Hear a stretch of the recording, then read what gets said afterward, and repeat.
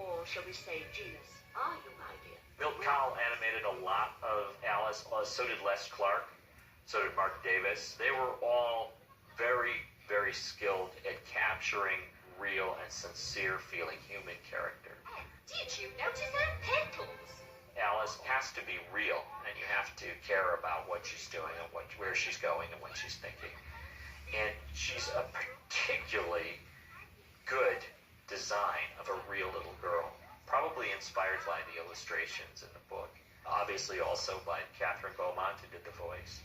What Catherine Beaumont brings to the character and enables all these other characters to work around her is an innocence and a naivety and a sweetness which really works, because one of the problems with Alice in Wonderland as a story is that Alice is constantly being confronted by characters who say seemingly nonsensical things or are cross and grouchy and grumpy.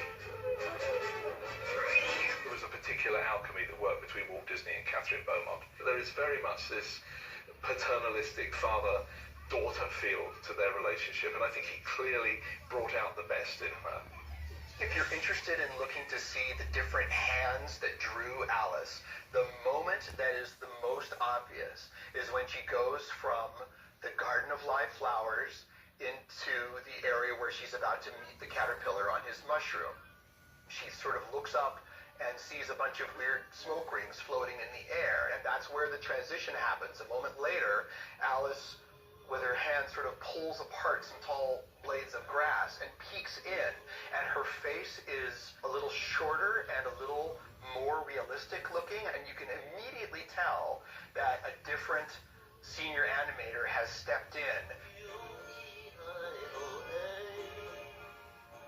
One of the things I love about the Disney film is the sequence with the caterpillar, partly because it's almost purely straight off the page of Lewis Carroll as written.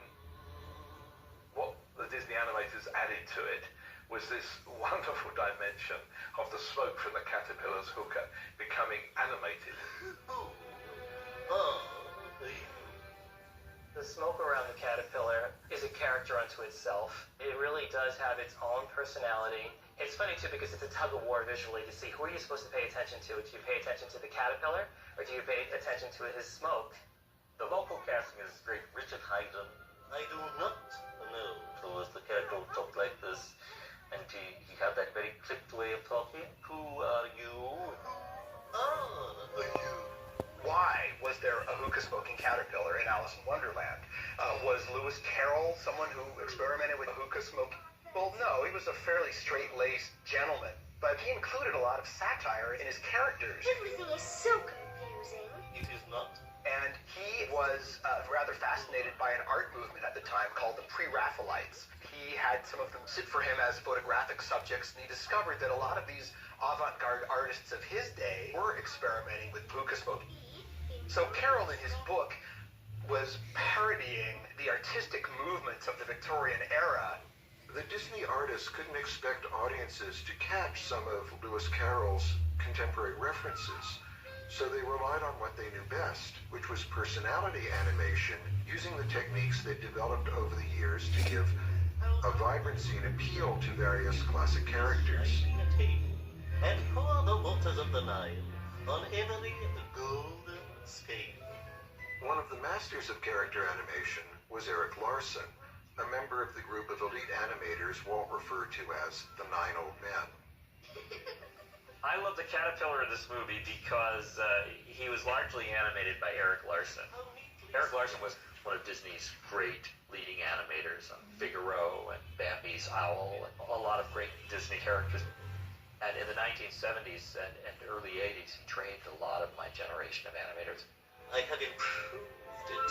The caterpillar is almost a self-caricature of Eric in a way, because Eric would think and stop and hold his lip like that.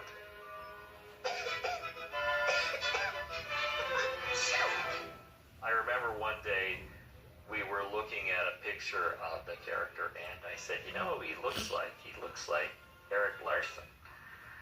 And everybody laughed, and I turned around and he was standing in the doorway. And he actually said, I think he looks like Will Finn. He slammed the door.